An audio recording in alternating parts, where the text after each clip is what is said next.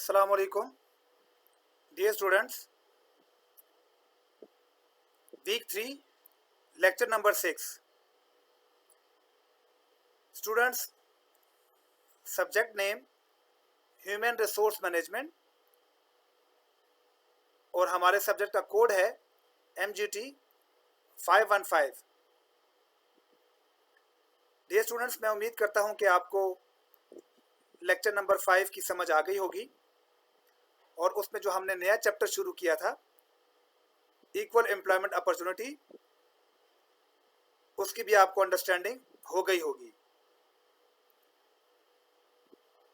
आज हम lecture number 6 में इक्वल एम्प्लॉयमेंट अपॉर्चुनिटी को कंटिन्यू करेंगे और जो उसके रिमेनिंग पॉइंट्स रह गए हैं चैप्टर के, वो लेक्चर नंबर 6 में कवर करने की कोशिश करेंगे। तो स्टूडेंट्स, आइए देखते हैं कि आज के हमारे टॉपिक्स कौन कौन से हैं। हमारे आज के टॉपिक्स, सबसे पहले जो रिमेनिंग एक्ट्स रह गए थे हमारे लेक्चर नंबर 5 में, हम सबसे पहले उनको डिस्कस करेंगे। सेकंड पे हम इक्वल एम्प्लॉयमेंट अपॉर्चुनिटी कमीशन के बारे में डिस्कस करेंगे। थर्ड पे हम डिस्क्रिमिनेटरी एम्प्लॉयमेंट प्रैक्टिसेस टर्म्स, इसको डिस्कस करेंगे। और नंबर 4 पे equal opportunity employer and its importance. और लास्ट में benefits of becoming an equal employment opportunity employer. तो ये हैं आज के हमारे वो टॉपिक जिनको हम डिस्कस करेंगे लेक्चर नंबर 6 में। तो लेक्चर नंबर 6 को शुरू करने से पहले हमेशा की तरह हम प्रीवियस लेक्चर के ऊपर नज़र डालते हैं। तो आइए देख लेते हैं कि आज के हमने लेक्चर नंबर 5 में किन किन चीज़ों को डिस्कस किया था, ताकि एक दफ़ा हमारा गो थ्रू हो जाए, हमें वो पॉइंट्स रिमाइंड हो जाएं। लेक्चर नंबर 5 में हमने human resource management and modern day business का जिक्र किया था, इसको डिस्कस किया था। फिर human resource functions in the modern world, इसको हमने डिस्कस किया था। The major human resource management activities in the pre hire and the major human resource management activities in the post hire, इसको भी हमने बड़ी डिटेल में डिस्कस किया था। उन एक्टिविटीज़ को डिस्कस किया था जो कि प्री हायर में और पोस्ट हायर में इंक्लूड हैं। सेकंड लास्ट पे हमने डिस्कस किया था, बल्कि हमने नया चैप्टर शुरू किया था, equal employment opportunity. Equal employment opportunity क्या होती है, इसको हमने समझा था, इसका मतलब हमने समझा था। और लेजिस्लेशन ऑन इक्वल एम्प्लॉयमेंट, इसको हमने शुरू किया था। तो माय डियर स्टूडेंट्स, शुरू करते हैं हमारा आज का लेक्चर। जो रिमेनिंग लेजिस्लेशन रह गई थी उसको देख लेते हैं। सिविल राइट एक्ट ऑफ 1991, इससे पहले हम 4 एक्ट्स को डिस्कस कर चुके हुए हैं। ये नेक्स्ट एक्ट है, इसका नाम क्या है? Civil right act of 1991। अच्छा, सिविल राइट एक्ट में 2 चीजों का जिक्र किया गया है, कंपनसेटरी एंड प्यूनिटिव डैमेजेस। अगर कोई डिस्क्रिमिनेशन होती है तो सिविल राइट एक्ट ऑफ 1991 की इंप्लीमेंटेशन होती है, जिसमें 2 किस्म के डैमेजेस का जिक्र किया गया है, यानी कंपनसेटरी डैमेजेस और प्यूनिटिव डैमेजेस। कंपनसेटरी डैमेजेस में कौन कौन सी चीजें इंक्लूड हैं? Future monetary loss, emotional pain, suffering and loss of enjoyment of life. कि अगर डिस्क्रिमिनेशन से किसी को मॉनेटरी लॉस होता है regarding the future, emotional pain होता है, या वो सफ़र करता है, या वो अपने जो लाइफ की एंजॉयमेंट है उसको लूज करता है, तो ये सिविल राइट एक्ट ऑफ 1991 में आता है। अगर आप किसी शख्स को फ्यूचर मॉनेटरी लॉस देते हैं, आप उसको इमोशनल पेन देते हैं, वो आपकी वजह से, डिस्क्रिमिनेशन की वजह से वो अगर सफ़र कर रहा होता है, वो प्रॉब्लम में फंस जाता है, तो ये कंपनसेटरी डैमेजेस में आता है। और ये किसका पार्ट है? Civil right act of 1991। तो ये भी एक किस्म की डिस्क्रिमिनेशन है, ये भी कानून की खिलाफ वर्जी है। तो ये आपके अगेंस्ट एक्शन हो सकता है।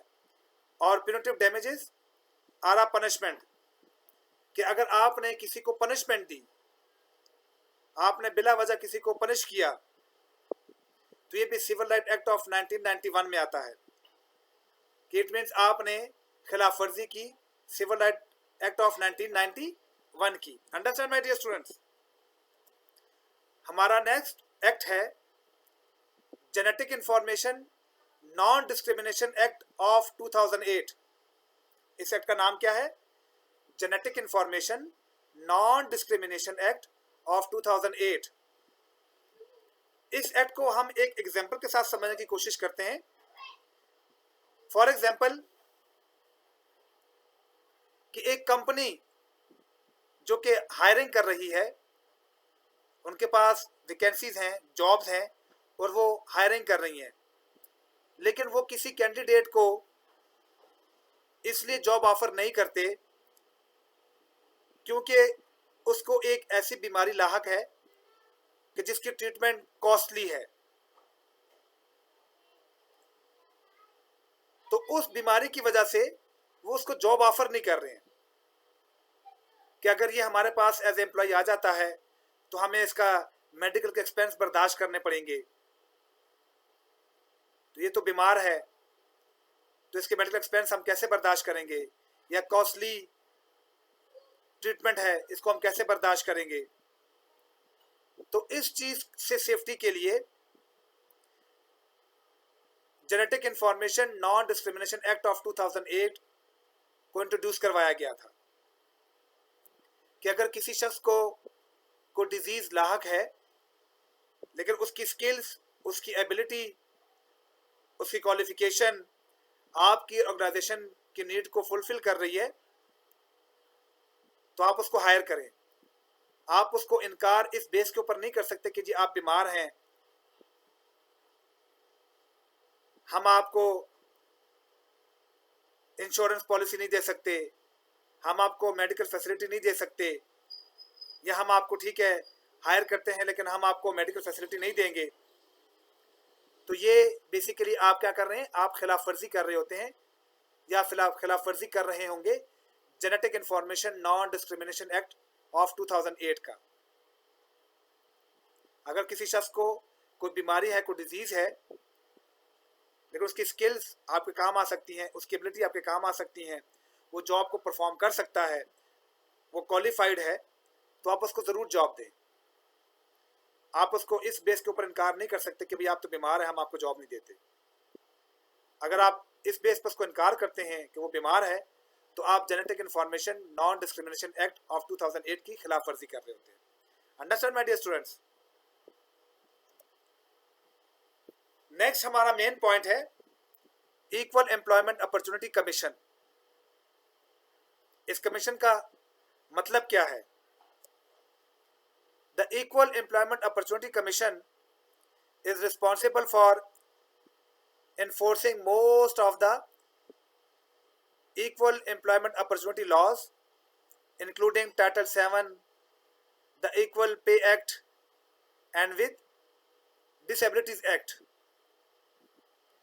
Equal Employment Opportunity Commission investigates and resolves complaints about discrimination, gather information, and issues guidelines.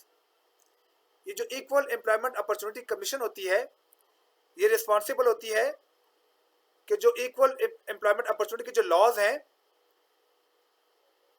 उसकी इम्प्लीमेंटेशन को यकीनी बनाएं, जिसमें टाइटल 7 शामिल है, जिसमें इक्वल पे एक्ट शामिल है, जिसमें डिसेबिलिटीज के एक्ट शामिल हैं। इक्वल एम्प्लॉयमेंट अपॉर्चुनिटी के जो कमीशन के जो लोग होते हैं वो इन्वेस्टिगेट करते हैं कि कहाँ से कंप्लेंट्स आ रही हैं, कहाँ पे डिस्क्रिमिनेशन हुई है, कहाँ पे इन एक्ट्स की खिलाफ वर्जी हुई है। वो इसके बारे में इंफॉर्मेशन गैदर्स करते हैं और इश्यूज को रिजॉल्व करने के लिए गाइडलाइन दे रहे होते हैं। तो मेन मकसद है